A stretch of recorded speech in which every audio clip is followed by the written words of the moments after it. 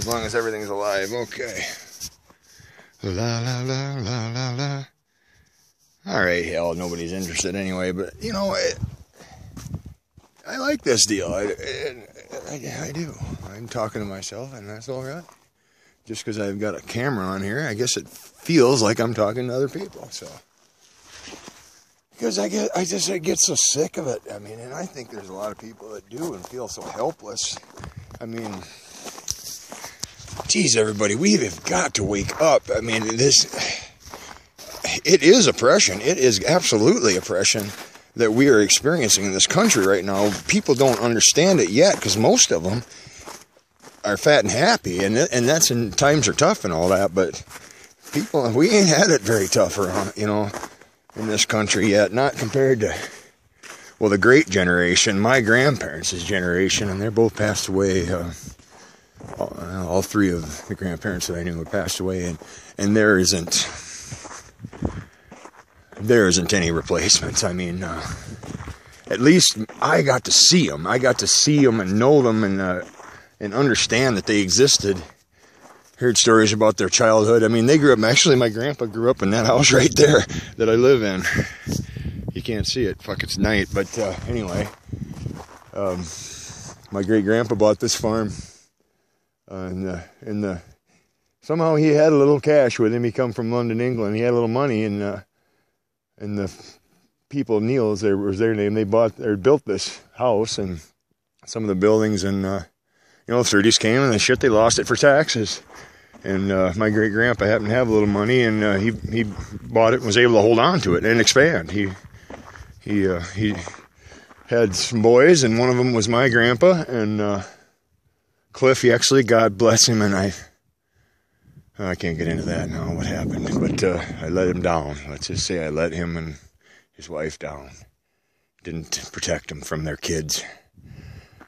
Anyway, I should have gotten, I'll never forgive myself, but anyway,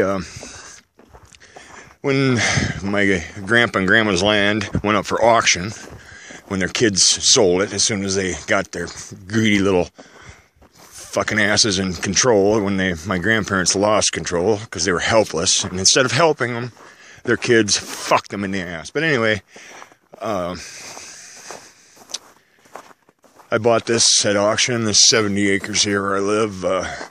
It's basically a slough, a side hill, and a demolition project, but I bought it, and I'm paying for it, trying to.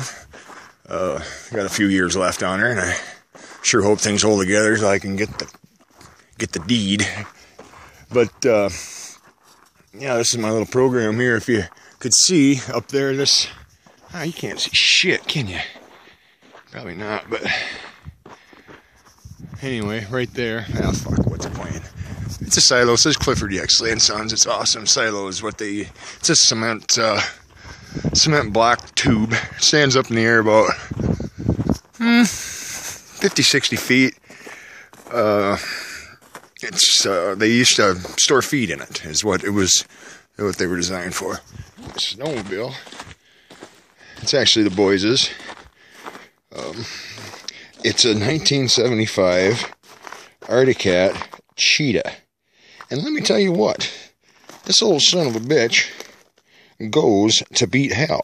It's got actually at the time it had to have been a rock and roll star. It's got a 500 twin cylinder 2-cycle engine. This snowmobile's got an electric start. Now I don't want to wake anybody up, everybody's sleeping, but here, listen.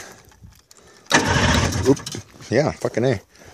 Goes to beat hell. The only, you know, I worry about the boys. Nobody rides without a helmet. I mean, I got a couple boys out of school already, but you know, the skis are. If you, I'm in the light. If you look at a new one, I mean, the skis go way out wider. These narrow back. Oh, tippier than hell. It's tippier than hell. It'll tip right over if you let it.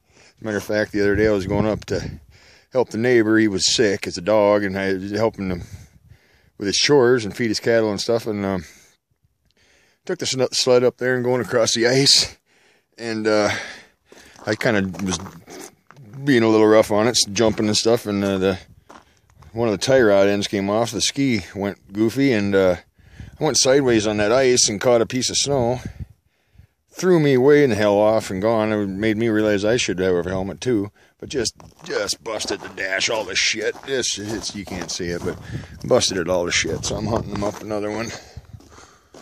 There's the lead trailer. That's actually loaded with coal right now. You can see my old pony up there. It's got the chrome stack. You can kind of see. And I am here to testify, excuse me again, to the Beall bullet trailers, belly dumps. Not the best aluminum belly dump trailer ever built. The best belly dump trailer ever built, period. Yes, yes, yes. Yeah, they're awesome. There's my pup trailer. It's in the dark too. Out in South Dakota here. Hey, you can pull doubles, gross, as much as you can axle. But last fall I went up to North Dakota. Got a little slow down here. North Dakota's booming. Went out to the oil fields. That is a shit show, people. Let me tell you. Money. Yeah, it's happening up there, although with this fucked up deal.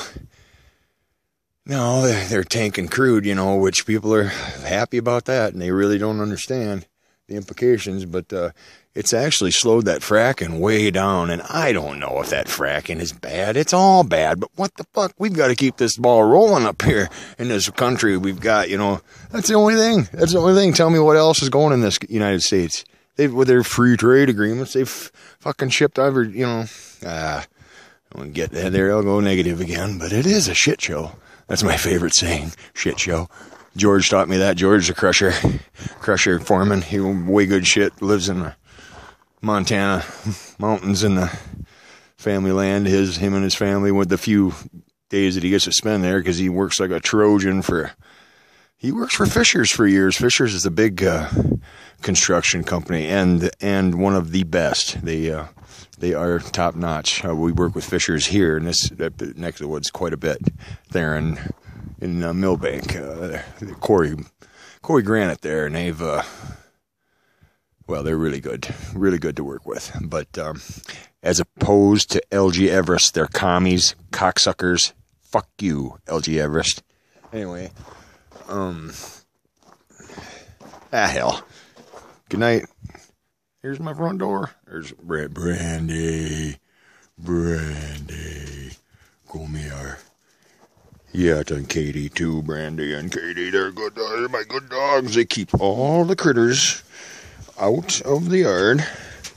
Brought a mink up, didn't you, the other day? Katie, yeah, you did. Yeah. Oh, she gets so happy. Oh, it's Katie. Oh, Katie, aren't you loving it? Oh, Katie.